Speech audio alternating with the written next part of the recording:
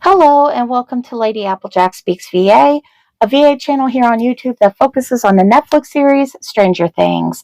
I am back with another episode, but before I jump into this episode, I gotta let you guys know some housekeeping. Obviously, you probably saw my updates on Instagram. If you follow me, I am going to be out of town for a few days, so I will have very, very limited access to my emails and all my social media. So, if you send me something and I don't respond, trust me, it's not that I don't like you. It's just I'm really busy. But anyways, let's talk about this episode. This episode is for Series 3, Don't Stop Believing, where we follow Eddie Munson and Liz Carver. Now, Liz Carver, as you guys remember, is the younger sister of Jason Carver. Yippee. But yeah, we're picking up on episode 7 on the date September 1st, 1985, which fell on a Sunday, and we're looking at the afternoon time. Now, the rating on this episode is rated R for strong language, some explicit sexual content, and indications of an eating disorder. Listener discretion is strongly advised. The suggested minimum I can't talk age is 17 plus, and the rating here is 4 ghost peppers, a solid 4. You are in rush hour traffic and there is just ghost peppers in your car. There is no sort of refreshment whatsoever. So yeah, you have fun with that. Anyway, this episode is titled Dress You Up, which is a Madonna song. And the people that are going to be in this episode is we're going to have not Jason. Well, we'll kind of have Jason.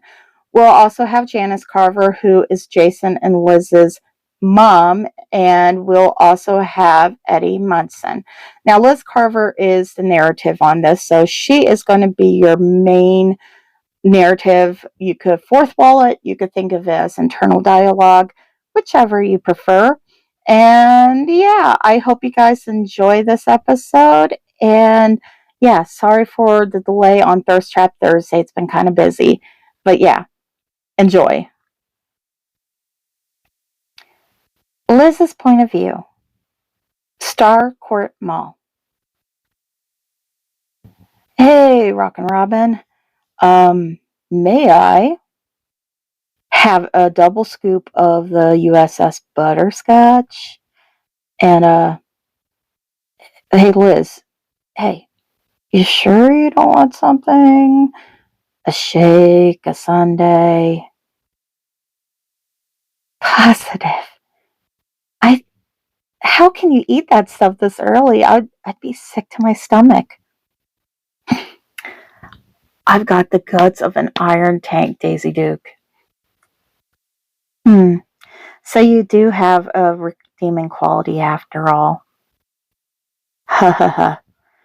Anyways. I roll my eyes as Eddie takes his change from Robin and then the cone. I grab a fistful of paper napkins and hand them to him, knowing how messy he could be when it comes to food. He takes them and shoves them in his vest pocket before leading us out to the food court and over to a nearby bench. I sit down next to him, dropping my 2 shopping bags down next to my feet. I hadn't had any luck finding a dress for my cousin's wedding. Just a pair of heels and some new stockings. To be honest, I don't even want to go to this stupid wedding over Labor Day weekend. My cousin Catherine is an uppity bitch that lives right outside of Indianapolis. The last time I saw her was at my dad's funeral. She was just as comforting as a sledgehammer to the face. Hey, Carver. Earth to Carver. Hey. Bright eyes, come on. Look at me. Oh. Sorry, Eddie. I'm listening. So, are we talking about last night then? Oh, God. last night. I still am trying to wrap my head around what happened in the dark room between me and Eddie. Most of the night was spent tossing and turning, having restless dreams about his lips ghosting along the hidden parts of my body. His cavalier smile as his hands roam, his words echoing in my brain. Mine. You were always mine, was said about Carver. I fight a shiver before looking at him and nodding. Yeah, about last night. Yeah, I was thinking about it, and you're right. I think we just got mixed up in the heat of the moment. Just poor judgment. Oh, disappointment. I feel disappointed as I let his words settle. Why am I disappointed, though? Why? What the hell was I really expecting him to say? Oh.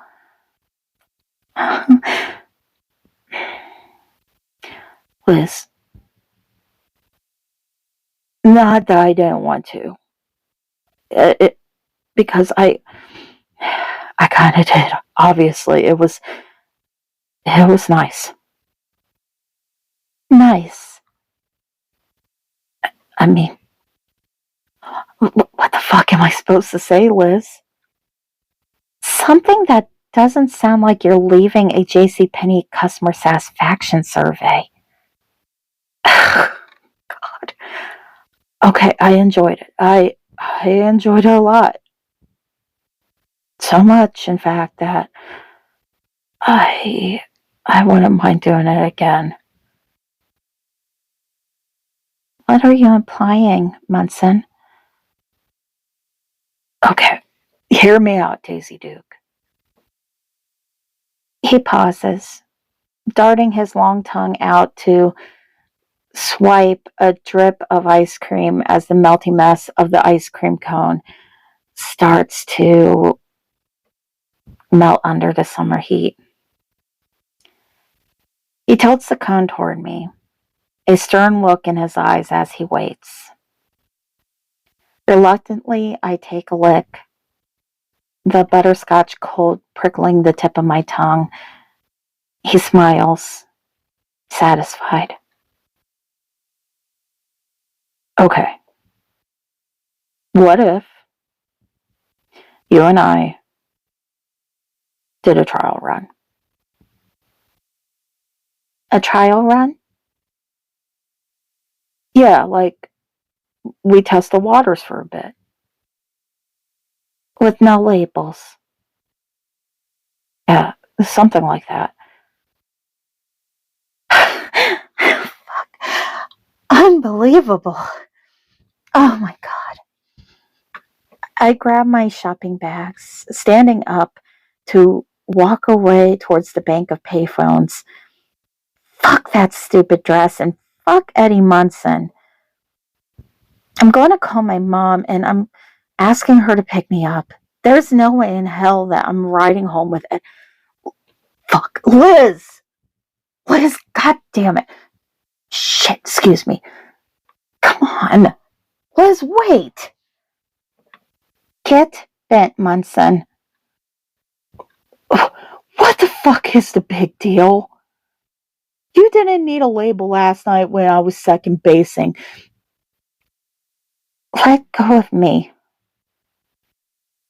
He grips my arm.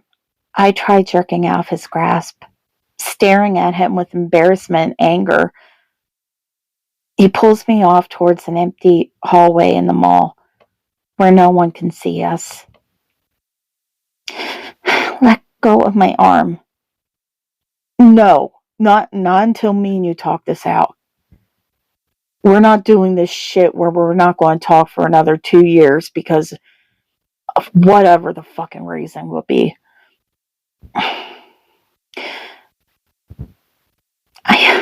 Fine. You know what? Fine, we'll talk. I'll have you know that I don't typically do that with just anyone. I've never done that with anyone that I barely know. And quite honestly, I don't really know you that much anymore. That's not my fucking MO. I'm not like those skanks that fawn over you at the bar. I know that.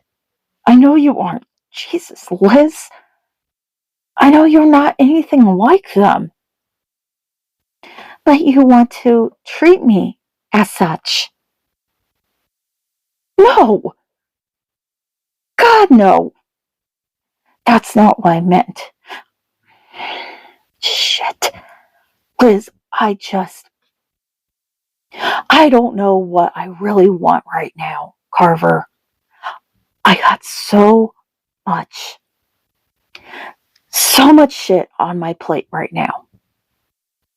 I'm working, trying to graduate for the second fucking time, trying to become something more, something bigger than my old man turned out to be. Trying to get the fuck out of this town so I don't end up being one of those zombies down at the factory. Me tying myself down to someone is just, it's not fair. It's not fair to them and it's not fair to me. I don't want to give false expectations.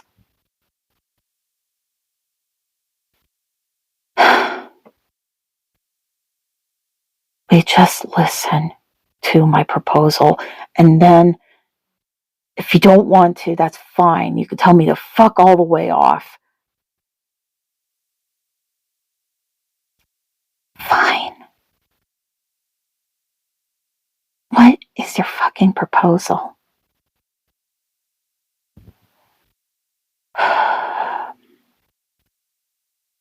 You're still a virgin, right?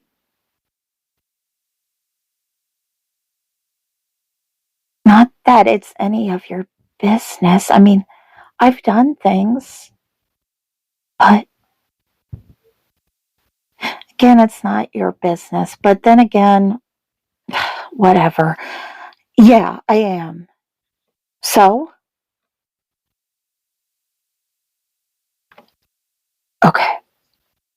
Do you ever crave something so much and you're just dying to have a taste of it?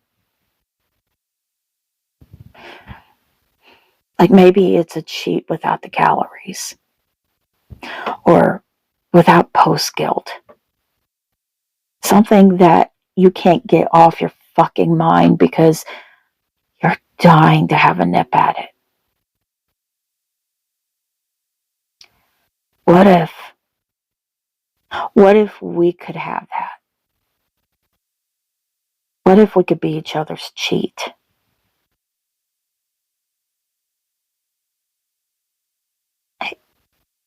I don't fuck. Trust me. I look into his eyes and I see the determination mixed with a little bit of desperation. Reluctantly, I nod. He holds out that damn cone again and my stomach lurches. A cup of vanilla ice cream is about 137 calories. How much does 2 licks equate to? How many times do I have to run around the block to burn that out?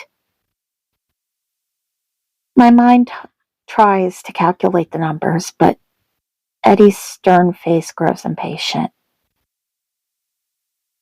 I slowly lean in and allow the tip of my tongue to drag along the drippier side of the cone. I was halfway up the side of the sticky, sweet mess when Eddie leans in, his tongue darting out to caress mine.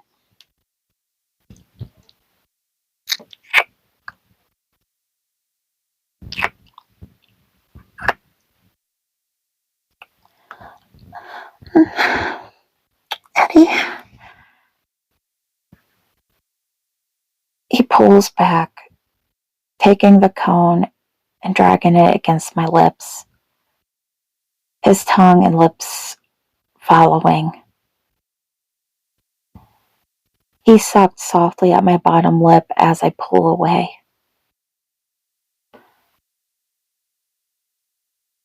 I watch as he stares at me pointedly, tossing the melty cone into the trash bin behind me, a smirk on his face. He rests his hands on my hips, and I feel my cheeks flush as he looks at me with that heated gaze.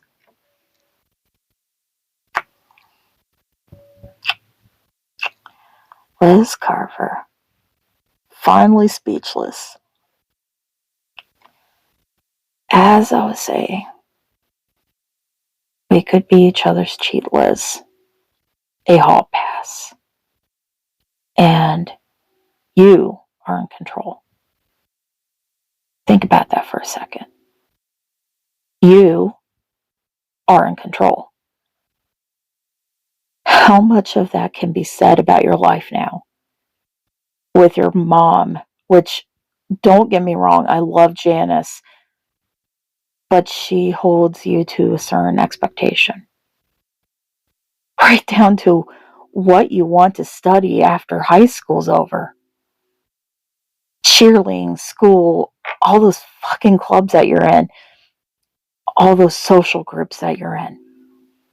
You are expected to follow the rules, the normal rites of passage.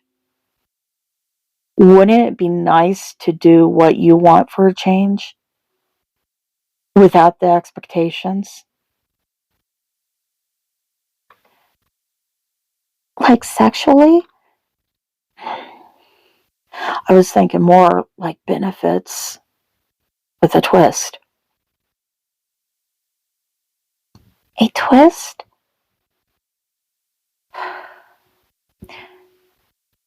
What store in here has a unisex dressing room?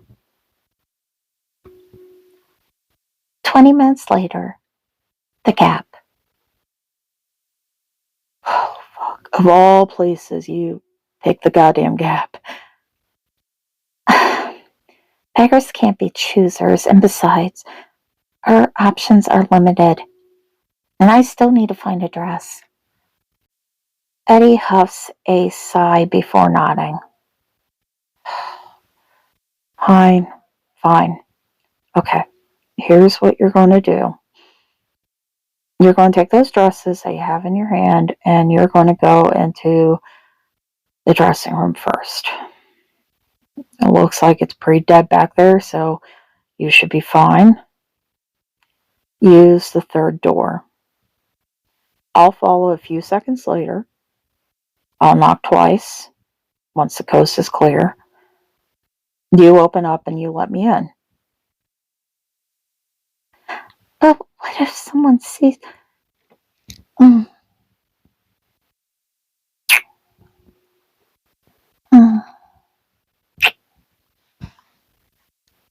Shut up, Carver. Just be a good girl. A good girl. If any other guy said that to me, I would have vomited a little and maybe kick him where it counts. But when he says it does something to me.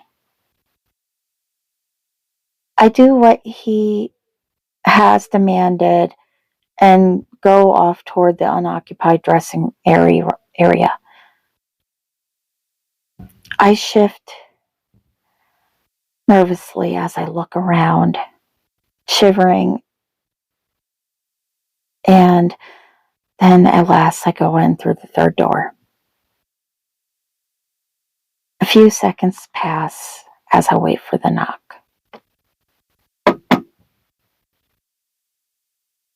I open the door and Eddie slips into the room. He quickly closes the door behind him, kissing me and yanking me making me closer to the wall. He jerks my black cami top off, tossing it aside before moving down my throat, kissing, sucking, and licking at my skin. I could feel him grin against my collarbone.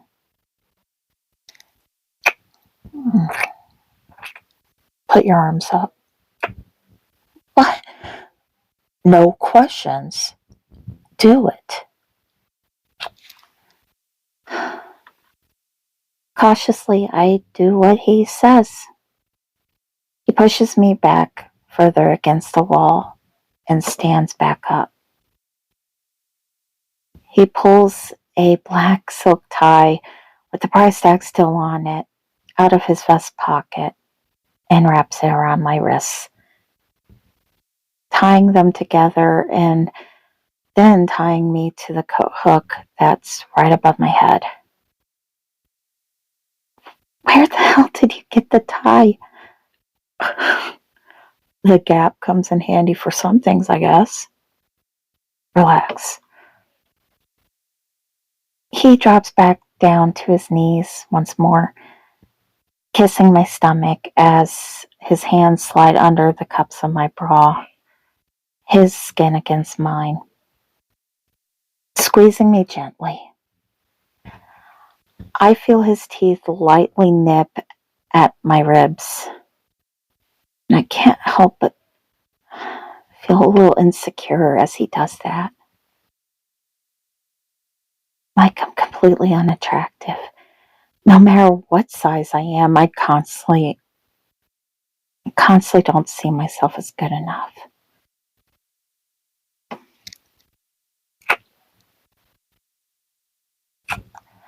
Liz, since when did you become such a fucking knockout?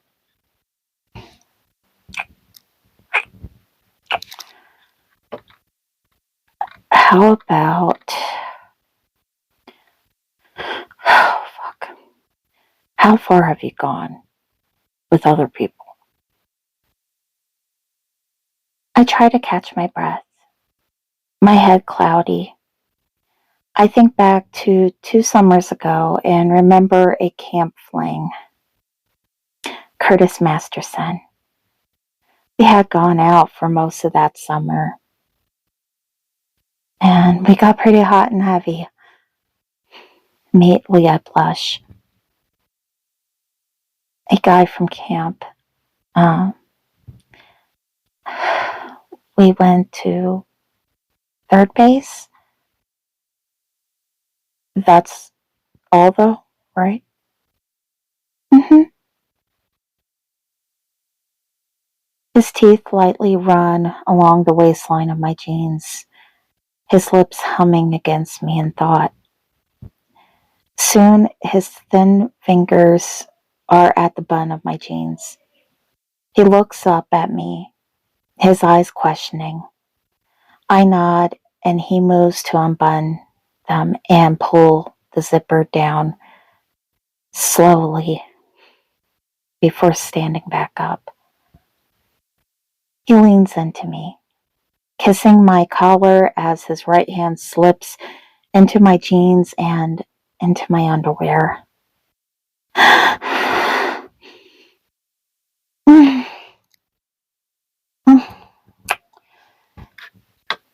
My gasp is silenced by his mouth as his fingers begin to explore.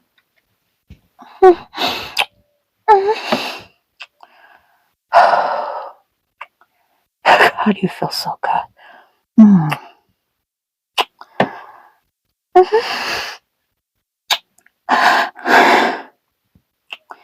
Eddie, untie me, please. No fucking way. Do you really want me to untie you, Carver? No. Right. That's what I thought. Good girl.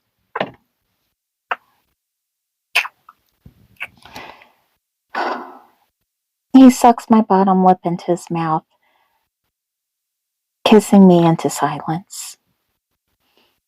I can feel my legs shake harder as he moves his fingers faster.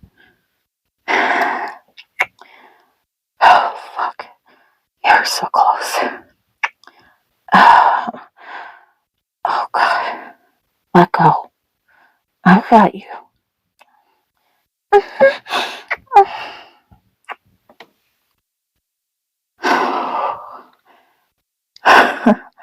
Oh. His breath is heavy against my collarbone as he kisses the spot gently. I shiver as I try to catch my breath, relieved that the music is loud enough to muffle our noises. His hand slides out of my jeans, and soon he's zipping up my fly and bun me back up. Thank God, because I don't think I have the energy to do it myself. I look up at him, feeling his hands ghost along my ribs, then slide up my arms to untie me. He struggles. He struggles at first, but chuckles once more once it finally becomes undone. He takes the tie and stuffs it in his vest pocket, and I blush. Souvenir. I could finally say something I own, something from the Gap. Not legally, of course, but Eddie, here, get dressed. Well, the rest of the way. I like the pink dress with the fluffy, pretty skirt. Get that one. But I hate pink. Too bad, Daisy Duke. It compliments you. Come on, get it, and let's get the hell out of here.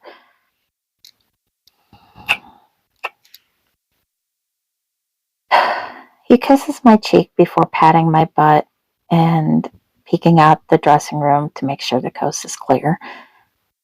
He soon leaves, closing the door behind him. In the process of all this, he's left me even more confused. 20 minutes later, in Eddie's van on the way to the Carver house.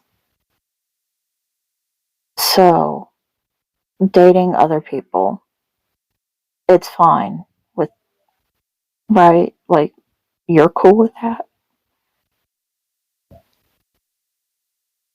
Yeah, I guess, I mean, this is just an arrangement, right?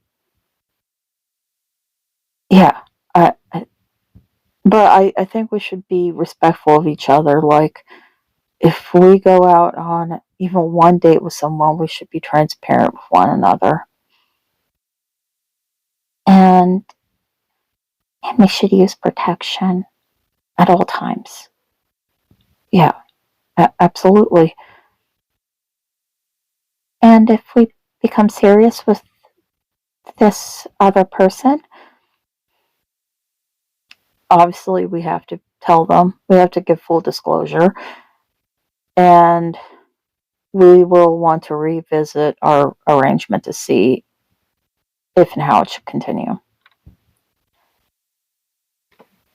And the tying, is that something that you, Eddie and I have been hashing out what we have now dubbed the cheat.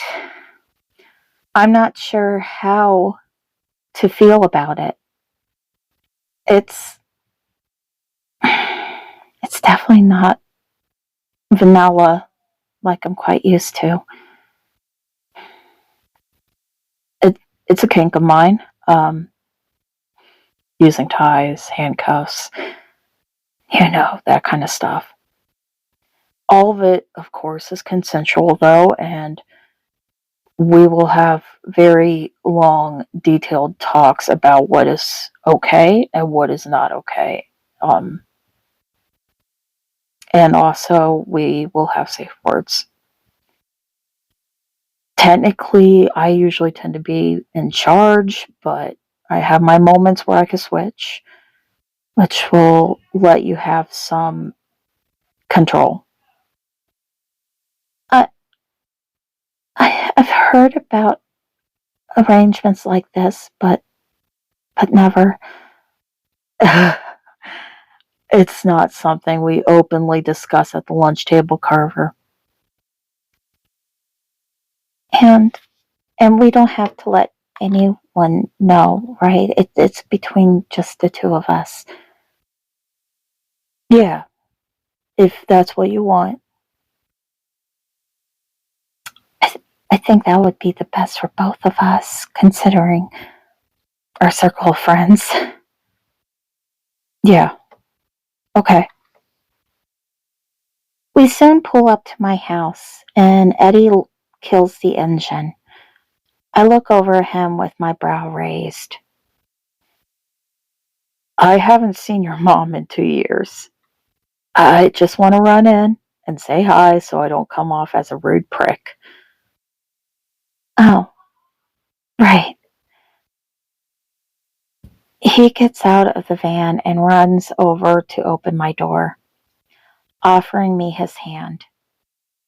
I blush as I look at it and think about all the unspeakable things that he had done with it just a few minutes ago. I take it and hop out of the van. He grabs my shopping bags and follows me inside. Mom, Roger, and Jason and are sitting in the dining room. Mom had just finished setting the table for our usual Sunday supper. We usually had dinner fairly early on Sundays. She smiles as she sees Eddie and I walk into the room. Well, there you are. I was hoping you would get back soon, and looks like you brought some company. Hi, Eddie. Long time no see. Hi, Mrs. Carver. Liz, did you happen to find a dress? You know we're cutting it pretty close. Yeah, I found one. I'm just gonna walk Eddie to the door. I don't have to look in his direction to know that Jason is glaring at us. I can feel myself start to absently fidget with my class ring. My nerves clearly shot at this point. Nonsense. Eddie, grab a seat and you can join us for dinner. Sounds like we have a lot to catch up on. Okay, guys, I hope that you enjoyed this episode. Like I said, it was kind of spicy. Um, and it took me quite a few takes to record, so I hope you guys enjoyed it. I hope that you guys did not catch any background noise. I actually have some company over right now, so I'm trying to finish this up so I could spend some time with my company before we pass out for the night. So, as always, thank you so much for listening, and stay tuned. I'm going to be dropping some pilot episodes here fairly soon, at least I hope. And yeah, enjoy.